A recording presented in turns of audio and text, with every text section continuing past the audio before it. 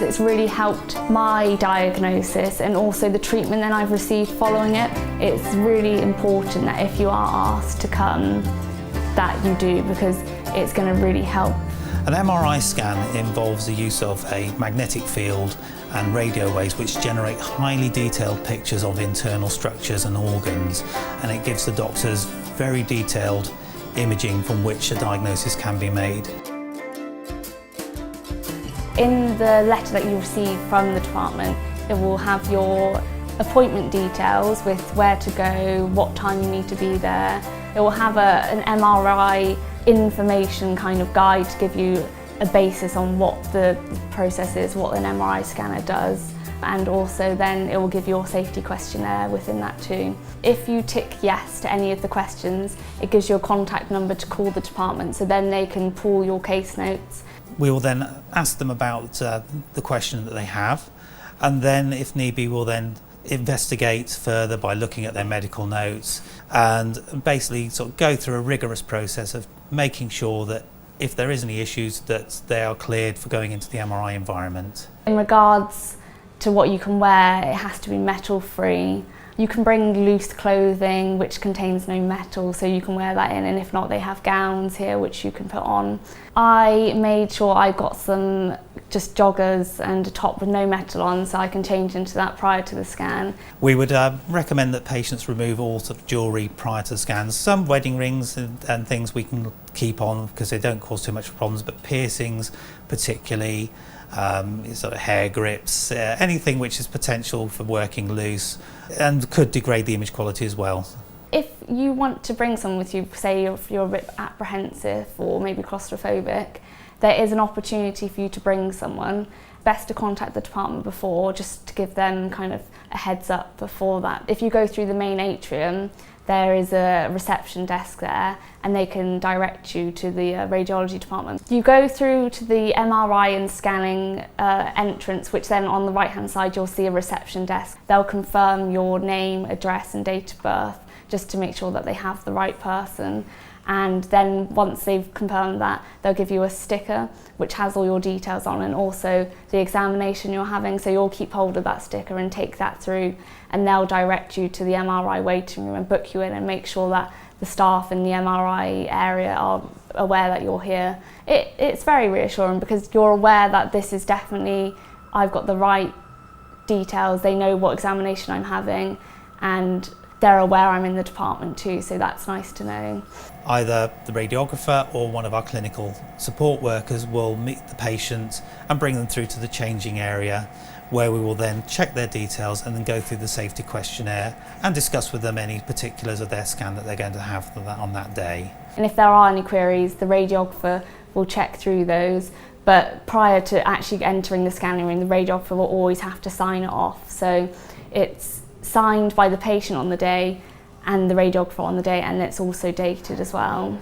There is a locker which you're allowed to leave all your stuff in, so if you've got anything that you want to bring, your phone, etc., which you can't bring into the scanner with you, you're able to leave that in the locker and that's safe. We can put all their belongings and their valuables into lockers which are then sealed while they're having their scan done, so only the patient then has the access to the locker, so their valuables will be kept safe.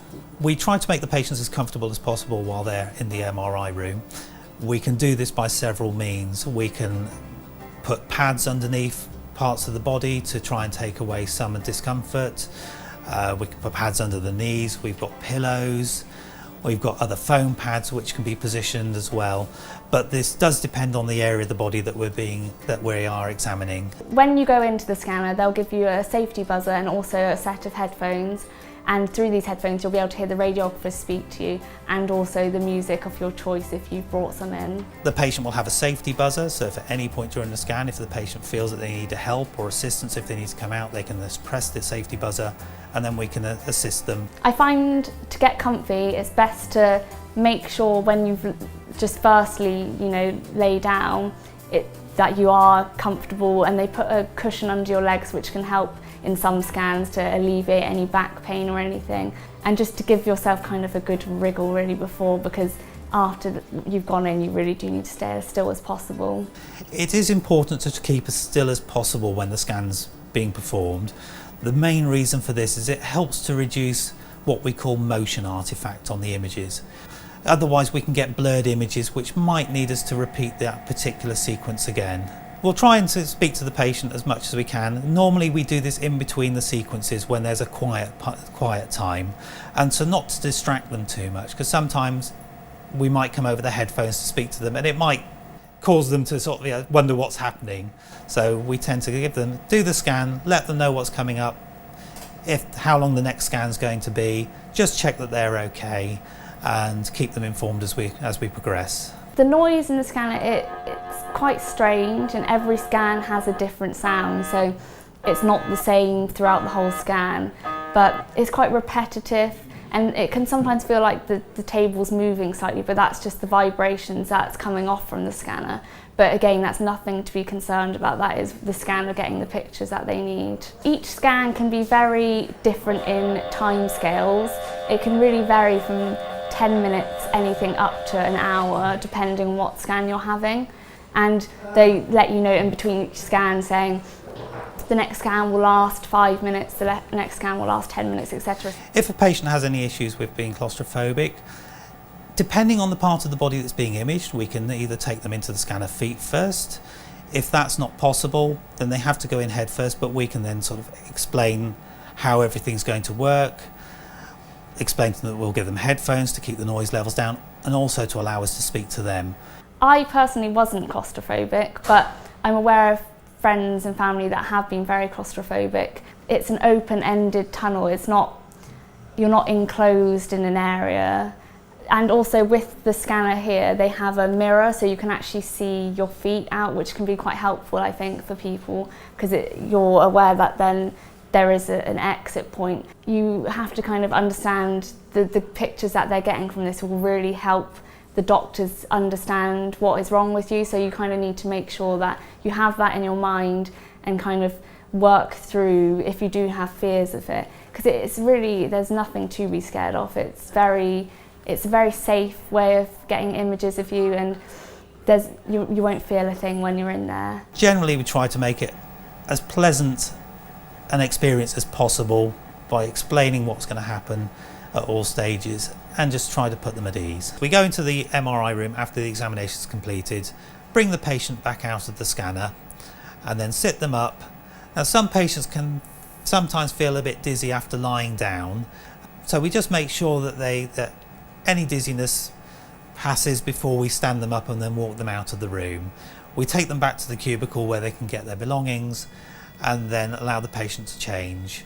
Assuming that you feel fine, once your scan's done and you're ready to go, you're allowed to leave the department and go home as normal. We explain to the patient that the results will go back to the doctor who referred them, and the results will go back to these doctors as soon as possible, and then any follow-up appointment is coordinated by their respective clinician. These appointment times can vary depending upon the clinics that the doctors run. In regards to getting your results, it does depend again on the scan and its urgency. If you are concerned, you can talk to your consultant or whoever's requested the test. The scan has hundreds of images which they need to look through, so you want to make sure it's done correctly. MRI scanning is very useful because it gives the doctors very detailed images of the internal structures of the body, which may not necessarily be seen on other imaging modalities. If you are asked to come for an MRI and you are feeling a bit apprehensive, just think about the positives at the end that you would get from this scan. You'll be able to find out what might be wrong with you or what might not be wrong with you. So it's really reassuring to know the outcome of the scan. And also if you are feeling apprehensive, just call the department and they'll be able to discuss the process with you.